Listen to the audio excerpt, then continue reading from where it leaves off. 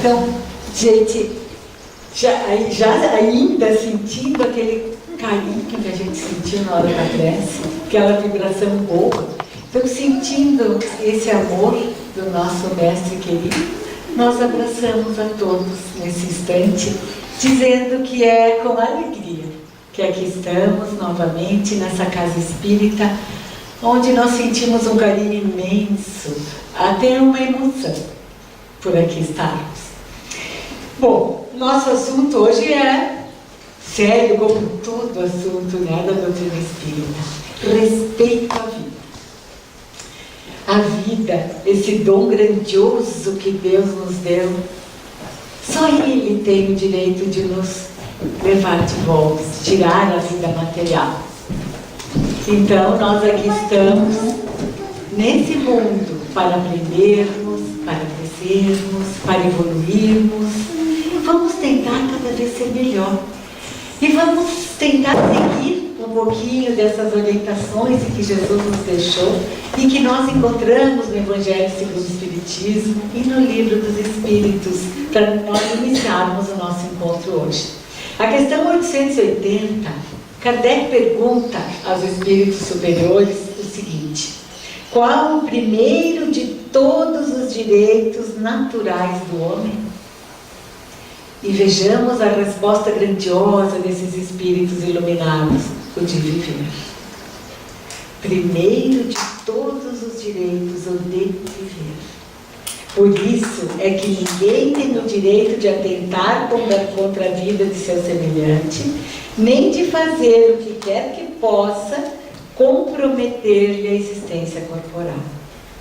Então, amigos, a nossa vida, esse dom precioso, tanto a nossa vida quanto a vida dos outros, nós temos o dever de preservar. A nossa, nós temos compromisso conosco mesmo de preservarmos a nossa vida. Então, olhem bem o que nos diz ainda: a vida corpórea deve ser respeitada desde o momento da concepção até o instante da morte natural. Então, daí seriam incabíveis ações como, e a gente ainda encontra essas ações: aborto, eutanásia, suicídio, violência, que pode ser física ou espiritual ou moral, e vícios. Então nós vamos fazer um apanhadinho rápido sobre esses temas aqui, que esses temas são, assim, situações que nós temos que correr delas, sempre. Jamais aborto, jamais eutanásia, jamais suicídio, jamais violência física ou moral e jamais vícios físicos e espirituais. Então nós temos o dever, segundo André Luiz, de valorizar nossas condições de saúde orgânica, psíquica e espiritual. Então, gente, rapidamente nós vamos ver um pouquinho de cada um desses assuntos. Aborto. Então vamos iniciar. O que é aborto, né? O que é o aborto? O aborto é a interrupção da gravidez, que pode ser natural quando o organismo materno não consegue sustentar o desenvolvimento da criança. Então, quando acontecem os abortos espontâneos, esses são naturais. Por que eles acontecem? Existem suas razões, que não vamos ter tempo para fazer comentários. Mas o que nós temos que nunca praticar é o aborto provocado, que é aquele que interrompe intencionalmente a gravidez através de manobras ou medicamentos que são utilizados para matar e expulsar o embrião. Então, este é o aborto provocado, este é que nunca deve ser praticado. E vamos ver quem nos explica isso. Os espíritos superiores, em O Livro dos Espíritos, na questão 344, dizendo isso, se pergunta de Kardec: em que momento a alma se une ao corpo? A resposta: a união começa na concepção. mas só se completa por ocasião do nascimento. Desde o instante da concepção, o espírito designado para habitar certo corpo, a ele se liga por um laço fluídico que cada vez mais vai se apertando até o instante em que a criança vê a luz. Então, essa é a pergunta e a resposta que nós encontramos no Livro dos Espíritos. Muitas pessoas acham que a concepção, que o espírito só se une no momento do nascimento. Ou uns dizem lá pelo 3º mês de gestação. Não. A vida já começa no instante da concepção. No momento que o óvulo e o espermatozoide se unem, ali já está designado um espírito para habitar este corpo. E ele já se une fluidicamente. E se nós vamos ainda mais fundo, esta união já começa entre mãe, filho e pai antes da concepção. Porque nós nos encontramos durante o sono, no nosso desprendimento do espírito, na nossa emancipação da alma, conversamos e combinamos com aquele espírito que nós vamos ter como filho. Já é tudo organizado. Já existe um programa reencarnatório antes da concepção. Não é assim, agora está havendo um ato sexual naquela família, então nós vamos jogar um espírito ali. Não, isso já é tudo organizado antes. É feito um planejamento carinhoso antes.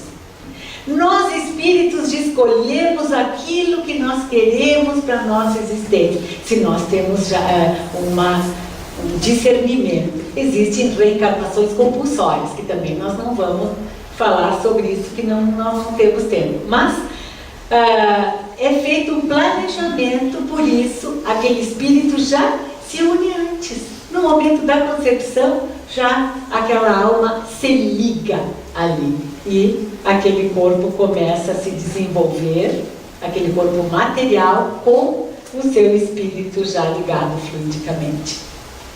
Aí então Kardec pergunta aos espíritos superiores: constitui crime a provocação de aborto? A resposta: há crime sempre que transgredis a lei de Deus. Uma mãe, ou quem quer que seja, que é no caso, aquele que vai fazer o aborto, aquele que induziu a pessoa a fazer o aborto, aquela pessoa que aconselhou a fazer o aborto, todos esses estão cometendo um crime perante Deus. Uma mãe, então, ou quem quer que seja, cometerá crime sempre que tirar a vida de uma criança antes de seu nascimento, porque impede uma alma de passar pelas provas a que serviria de instrumento o corpo que se estava formando. Então, planejamento reencarnatório que falamos antes. Tudo já está programado. Aborto é crime. Uma outra pergunta que Kardec faz: dado o caso em que o nascimento da criança pusesse em perigo a vida da mãe dela, haveria crime em sacrificar-se a primeira para salvar a segunda? A resposta: preferível sacrificar-se o ser que ainda não existe a sacrificar-se o que já existe. Então isso quer dizer, é melhor, se vai morrer as duas, a mãe e o filho, então, se tirando a criança, a mãe tem chances de vida, é claro que tira-se a criança. Aí então é uma necessidade. Mas hoje em dia já isso não acontece. Hoje em dia, com a evolução da medicina, com a evolução da nossa ciência, são feitas cirurgias intrauterinas. Então dificilmente vai ser necessário provocar um aborto para salvar a vida da mãe nos nossos dias, felizmente. Então, por isso que Deus permite tanta evolução da medicina mesmo, que é para nós continuarmos a termos valorização, valorizarmos a nossa vida, né? Para a gente conseguir, porque nós estamos aqui na Terra para evoluir. Então, quanto mais tempo a gente fica aqui, melhor para nós, maior evolução nós teremos. Quando o aborto é por estupro, na lei dos homens, já muitos casos podem ser aprovado a prática do aborto na lei dos homens, mas nas leis de Deus não. Porque se essa criança teve que vir desta maneira, se a mãe teve que passar por isso, por essa dor, algum motivo existia. Então, aconteceu o crime do estupro. Para que mais um crime do aborto? Então, se isso acontece, é doloroso, mas não devemos cometer mais um crime ainda. Edivaldo, no livro Sexo e Consciência, que é um livro maravilhoso, aconselhamos para que leiamos este livro, ele nos dá muito conhecimento. Edivaldo diz ali: o ser que nasce neste contexto possui algo muito grave para ressarcir, e a futura mãe tem algo muito grave para recuperar. Aborto eugênico, então muito rápido, é aquele que é feito em função de anomalias no organismo fetal. Então, quando o médico ele percebe que vai ter a criança vai nascer com anencefalia, com microcefalia, eles muitas vezes são autorizados abortos, hoje em dia já, pela lei dos homens, mas pela lei de Deus, não. Mesmo a criança que tenha microcefalia, que tenha anencefalia, deve essa gravidez ir até o final. Se a criança vai ter só algumas horas de vida, ela precisava disso. Ela precisa desse tempo somente. Por quê? Nós não sabemos, mas Deus sabe. Tudo está certo aos olhos de Deus.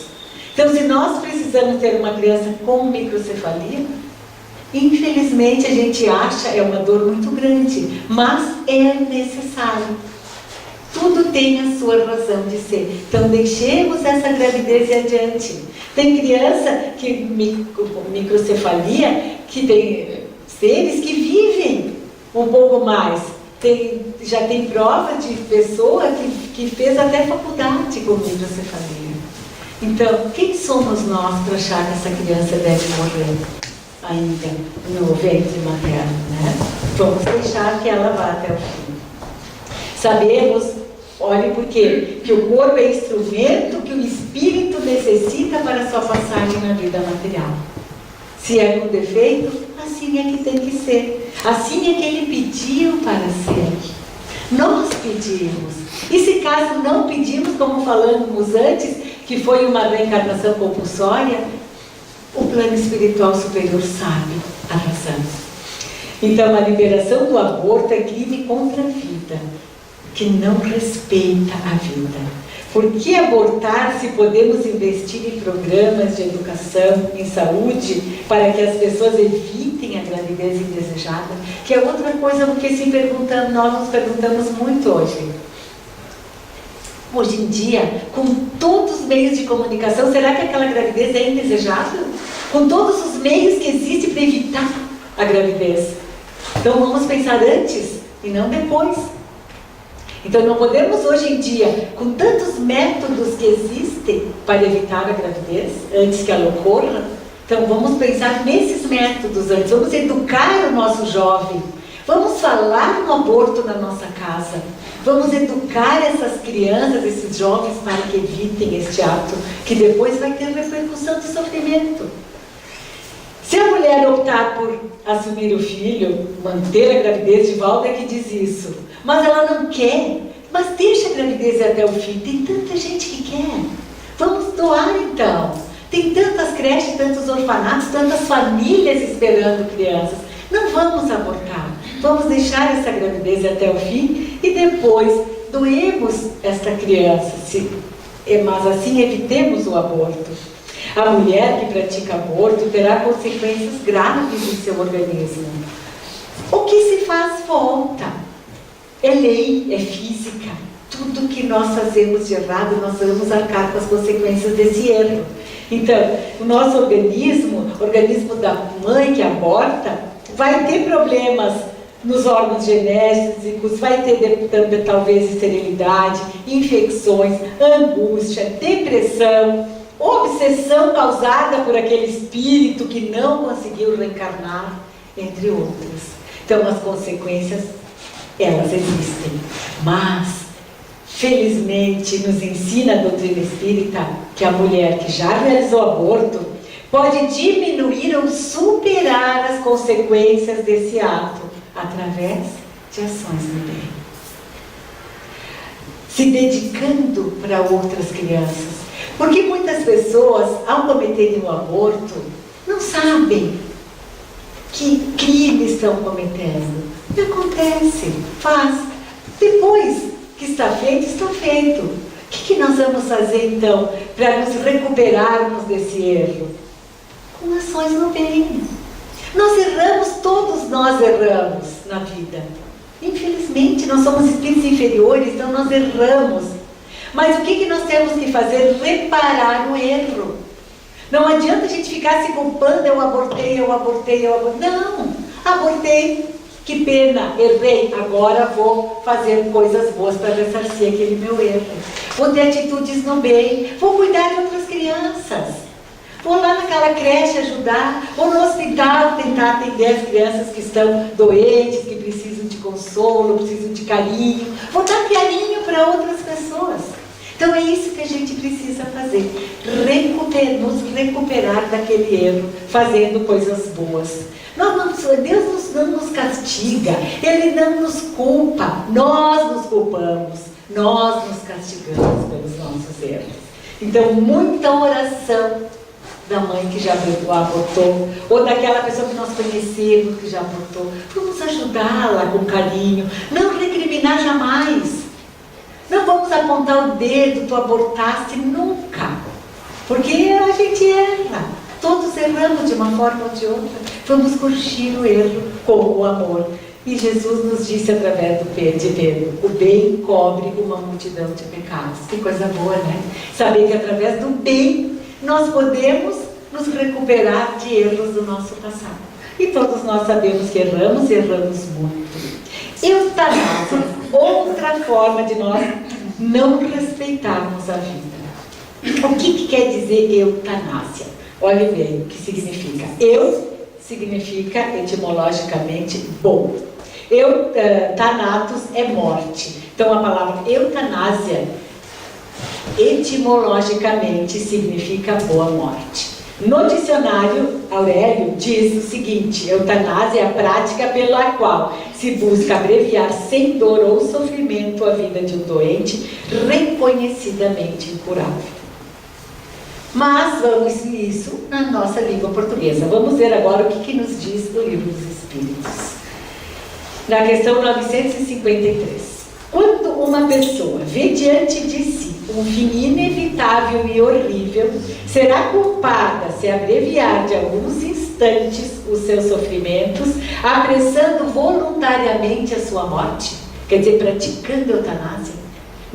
Será que isso é considerado um crime? Devemos fazer isso? A resposta dos espíritos superiores é sempre culpado aquele que não guarda o término que Deus lhe marcou para a existência. E quem poderá estar certo de que, malgrado as aparências, esse tempo tenha chegado? De que um socorro inesperado não venha no último momento? Então, quem somos nós para apressar a morte de alguém, achando que essa pessoa está no fim, que ela vai morrer hoje? Nem os médicos não têm condições de dizer vai ser agora, daqui a um minuto. Não, eles dizem é terminal, o estado da pessoa, eles nos dão grandes informações, mas a certeza só a Deus.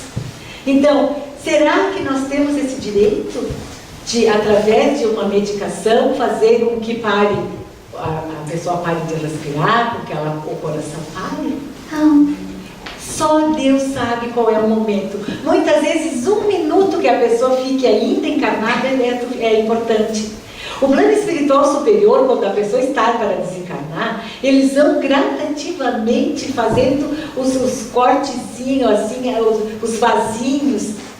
Eles vão de uma forma assim, tranquila, fazendo com que a pessoa vá desencarnando, que o espírito vá se desprendendo de uma forma lenta, porque é assim que foi programada a morte daquela pessoa. Quem somos nós para achar que vai ser diferente? Acontece. Se isso acontece de ser feito, tem o livro Obreiros da Vida Eterna, eu acho que é esse do Chico, que ele fala todo o processo da desencarnação de uma pessoa. Ele ia levar mais umas 14 horas para desencarnar, esse que eles contam no livro, que é muito bom. E aí o médico achou que ele estava sofrendo demais e fez provocou a eutanásia.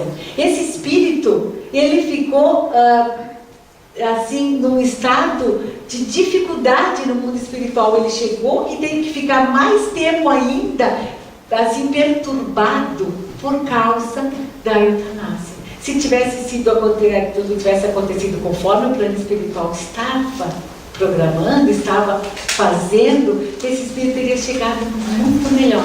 Então a gente acha que está fazendo bem, estamos fazendo mal. Por quê? Porque nós só vemos a matéria. A gente esquece que somos espíritos.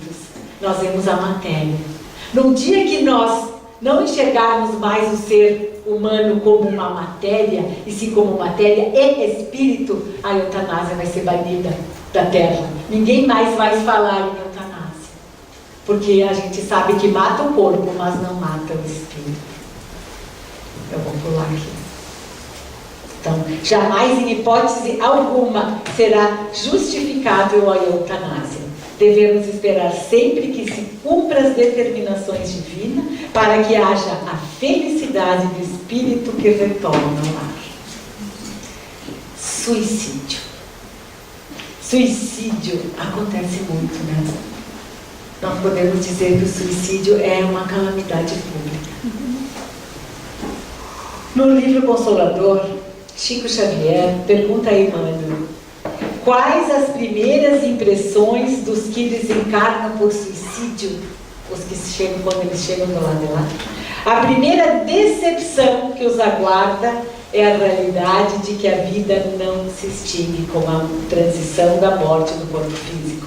Vida essa gravada por tormentos pavorosos em virtude de sua decisão tocada de suprema rebeldia. Então a primeira decepção do suicida é ele se dar conta que não morreu. Essa é a primeira decepção. E o sofrimento que isso causa. Então, suicídio, jamais também. Por que as pessoas se suicidam? Porque quer fugir de situações difíceis. A pessoa quer fugir de gente que ela detesta, quer fugir de desgostos, de mágoas, de dores, de doenças consideradas incuráveis, de problemas financeiros, quer fugir de si mesmo. Mas ninguém foge de si mesmo, porque a morte não existe. A morte, só o corpo físico perece. A alma, o espírito continua. Então, o suicida, quando ele se dá conta que ele não morreu, e além de tudo, ele está fazendo a sua família sofrer por causa desse ato, ele sofre demais. Vamos ler Memórias de um Suicida, que nós vamos ter grande esclarecimento sobre esse ato que jamais devemos pensar. E cuidemos muito das pessoas que falam em suicídio, gente. Não vamos dizer que quem é cachorro que late não morde, tá? Quem está falando em suicídio está pensando sim em se suicidar. E é nosso dever moral ir atrás dessa pessoa e dizer a ela que suicídio jamais. De que forma nós vamos fazer isso? De que forma essa prevenção? Dizendo que a vida não termina, que ninguém morre, que só o espírito, só o corpo morre, mas que nós continuamos vivos. Isso nós temos que explicar para as pessoas. Elas têm que entender que existe essa vida depois da morte. Que tem que entender por que estamos aqui. Se sofremos, se temos raiva, se temos ódio, se temos mágoa, se temos problemas financeiros, se temos doença, fica a existência de cada um. Nós não podemos fugir disso. Nós vamos agravar ainda com o suicídio. Então, diante dessa dificuldade, diante desses problemas, não vamos perder a esperança, a certeza de que Deus nos ama e que está do nosso lado e vai nos ajudar sempre. Ele quer que sejamos felizes. Se sofremos é porque nós erramos. Deus quer a nossa felicidade. Então vamos orar muito para afastar esse pensamento de suicídio. Violência, gente. A violência, ela é não somente física, né? Existe a violência moral, a violência por palavras, o bullying. Tudo isso é violência. E essas violências existem ainda nos lares, na sociedade, contra os idosos, contra as crianças. É grande essa violência moral, essa violência psicológica e a violência física. Existe ainda nos lares tantos crimes. Por quê? Tantas mortes que acontecem ainda nos lares. Por quê? Pela nossa inferioridade, devido ao nosso orgulho ainda tão grande, devido ao nosso egoísmo, devido aos nossos sentimentos inferiores de ódio, de raiva. Esses sentimentos que fazem com que nós fiquemos cegos tantas vezes e que a gente fale o que não deva. E a palavra dita já está dita. Muitas vezes se age como não se deve, como falamos agora, como os crimes. Depois vem o arrependimento. Por quê? Porque nós nos cegamos pelo ódio, pela raiva. Então nós temos que trabalhar esses sentimentos em nós, esses sentimentos inferiores, tentando colocar sentimentos superiores através da oração, através da prece. Vícios. Os vícios, eles fazem com que nós não respeitemos a nossa vida. E os vícios, nós falamos vícios físicos e também os vícios morais. Os vícios físicos, ou a droga, o álcool, o fumo. Os vícios morais, o orgulho, a vaidade, a prepotência. Esses vícios fazem com que nós também deixemos de respeitar a nossa vida e a vida do nosso próximo. Todo viciado é um suicida inconsciente. E ao desencarnar, vai enfrentar problemas difíceis de adaptação no mundo espiritual. Pois ele vai sentir a falta. Ele vai ser condicionado fisicamente. O que acontece daí? Uma pessoa que desencarna e que era usuário de droga, vai ficar bem no mundo espiritual?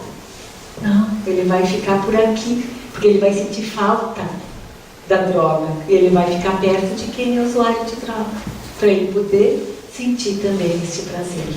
Então, queridos, os vícios nós devemos ir nos libertando deles, porque quando desencarnarmos e nós estamos nos suicidando inconscientemente, nós vamos sentir falta, e aí nós vamos querer ficar por aqui, e vamos sofrer e fazer os outros sofrerem também. Então o espírito do viciado, ele experimenta crises angustiantes lá do outro lado, atormentado pela necessidade do álcool, do fumo, do tóxico, de qualquer outra necessidade que ele sente, que ele sentia aqui, que ele era usuário aqui na Terra. Mas, como todos somos filhos de Deus, como nós temos o Evangelho de Jesus ao nosso alcance, esta é a maneira que nós temos de respeitarmos a nossa vida e a vida dos outros. Então, isso que nós vimos até agora é a falta de respeito, né? A eutanásia, o aborto, os vícios, o suicídio, a violência. Como é que nós vamos fazer o contrário? Através do amor, através do Evangelho de Jesus e através da oração. Através do amor, por quê? Jesus nos diz que devemos amar o nosso próximo como a nós mesmos. Se nós fizermos isso, nós vamos respeitar os outros e respeitar a nós, certo? Se nós seguirmos o Evangelho de Jesus, seguirmos a moral de Jesus, nós jamais iremos desrespeitar a nossa vida, e nem a dos outros. E quem vai nos dar força para fazermos isso? A oração. Nós temos cada um de nós o nosso protetor. Ele zela por nós, ele torce por nós, ele quer que nós vençamos, mas vamos nos ligar a ele. Como é que a gente se liga a ele? Através da oração, através dos pensamentos bons, através dos atos bons, através das nossas ações boas, nós nos ligamos a ele. Então vamos fazer isso, vamos nos ligar ao nosso protetor através da oração, seguindo o Evangelho de Jesus e fazendo o primeiro mandamento de Deus, que é o amor. Então, queridos, para encerrar, nós devemos preservar a nossa vida, valorizando-a com a prática do Evangelho, já que os seus ensinos retratam com fidelidade as leis divinas, sintetizando-as na frase: amar a Deus sobre todas as coisas e ao próximo como a si mesmo. Está na Revista Reformadora. Isso. Então nós encerramos assim, que nós tenhamos a coragem de respeitar a nossa vida através dessas atitudes e de respeitar a vida do próximo. Jamais com aborto, jamais com eutanásia, jamais com suicídio, com violência e com vícios. E os vícios a gente às vezes diz: eu não tenho mais, eu consegui me libertar dos materiais e os morais, né? Essa raiva, esse orgulho, essa prepotência. Então a nossa vida é luta. Tem uma tia nossa que dizia sempre isso: a vida é luta. Que luta? Conosco mesmo. É isso aí. Nosso dia a dia é luta conosco mesmo para vencermos as nossas inferioridades e respeitarmos a nossa vida e a vida do próximo. Então, queridos, é isso.